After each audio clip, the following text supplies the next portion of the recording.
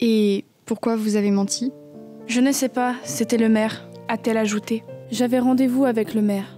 Elle n'a pas dit qu'en général elle préférait mentir, qu'à son père aussi, elle avait menti, et que si elle était revenue chez lui, c'était précisément pour ça, mentir et tout changer, comme on peut croire à 20 ans que tout s'efface et s'oubliera au seul déplacement de soi sur la carte des villes.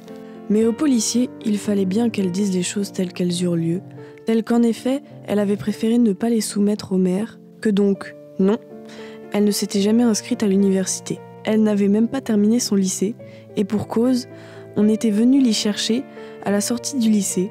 Un jour, on l'avait accostée à cause de... Et elle n'a pas osé finir cette phrase non plus, ni les 2 flics la relancer, parce que sachant tous les 3 qu'à cet instant ils parlaient la même langue, ou plutôt le même silence, qui portait en son sein le même fait établi, qu'elle était belle donc, et portait sur son corps tous les critères de la beauté. C'est comme ça, en tout cas, qu'avaient dû l'établir ceux-là qui ont débarqué un jour à la sortie de son lycée pour lui proposer d'entrer si précocement dans le monde des adultes. Elle, à peine 16 ans, mais c'est exactement leur cible, qui l'attendait sur le parking dehors et dont le métier consistait en cela, repérer les jolies filles. Les traquer sur les plages ou dans les cours des lycées.